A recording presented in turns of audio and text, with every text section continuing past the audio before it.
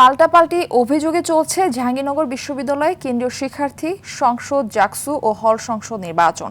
বৃষ্টি উপেক্ষা করে সকাল থেকে ২১টি কেন্দ্রে কঠোর নিরাপত্তার মধ্য দিয়ে ভোট দিচ্ছেন শিক্ষার্থীরা। ৩৩ বছর পর ভোট দেওয়ার সুযোগ পেয়ে উচ্ছ্বসিত তারা।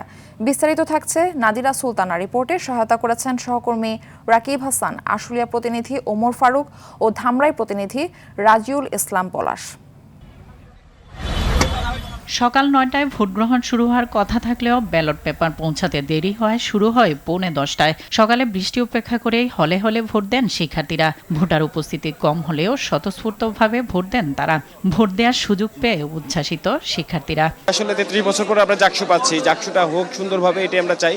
যেই বিজয়ী হোক না কেন, আমরা আসলে একসাথে থাকার প্রতিজ্ঞা করেছি। জীবনে কখনো আসলে ভোট দেওয়ার কোনো এক্সপিরিয়েন্স নাই, কিন্তু আজকে প্রথম আমি জাকসু উপলক্ষে প্রথম নির্বাচনের এক্সপিরিয়েন্সটা উপভোগ করলাম। প্যানেল তো থাকবেই, ওটা বিষয় না, কিন্তু ব্যক্তি হিসেবে যাকে পছন্দ আমি তাকেই চুজ করব। মোহমায় পড়ে যদি আমরা ভোট দিই, তাহলে আমরা আসলে একজন বিশ্ববিদ্যালয়ের শিক্ষক শিক্ষার্থী হিসেবে আমরা নিজেদের পরিচয় দিতে পারি না। আমাদের অনেক কিছু বিবেচনা করে ভোট দেওয়া উচিত।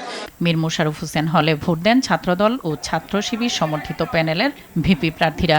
এ সময় ছাত্রদল সমর্থিত প্যানেলের ভিপি প্রার্থী অভিযোগ করেন, প্রশাসন শুরু থেকে ছাত্র শিবিরের প্রার্থীদের আচরণবিধি লঙ্ঘনের ব্যাপারে উদাসীন। পক্ষপাতমূলক আচরণের জন্য আমরা নির্বাচন কমিশনের প্রতি তীব্র ক্ষোভ ও নিন্দা প্রকাশ করছি।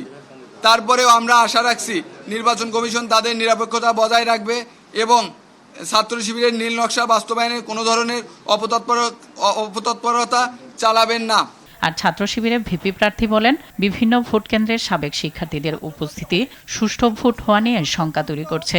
সাবেক শিক্ষার্থীদের আনাগোনা লক্ষ্য করছি, বিভিন্ন ভোট কেন্দ্রের পাশেই তাদের অবস্থান দেখতে পাচ্ছি। এই বিষয়টা আমাদেরকে একটু চিন্তার মধ্যে ফেলে দেয়। তার পাশাপাশি আরও একটা বিষয় আমি আপনাদের জানিয়ে দিতে চাই, আমাদের শহীদ সালাম বরকত হলে টোটাল ভোটার সংখ্যা 299 জন, কিন্তু ওই ভোট কেন্দ্রে টোটাল ব্যালট পেপার গিয়েছে 400টা। এ নির্বাচনে ওএমআর ব্যালট পদ্ধতিতে ভোট হচ্ছে। ৮০টি সিসি ক্যামেরার মাধ্যমে পর্যবেক্ষণ করা হচ্ছে পুরো ক্যাম্পাস। নিরাপত্তায় রয়েছে অতিরিক্ত পুলিশ ও আনসার, 2 জন ম্যাজিস্ট্রেটের পাশাপাশি কাজ করছে শিক্ষকদের মনিটরিং টিমও। নাদিরা সুলতানা, RTV।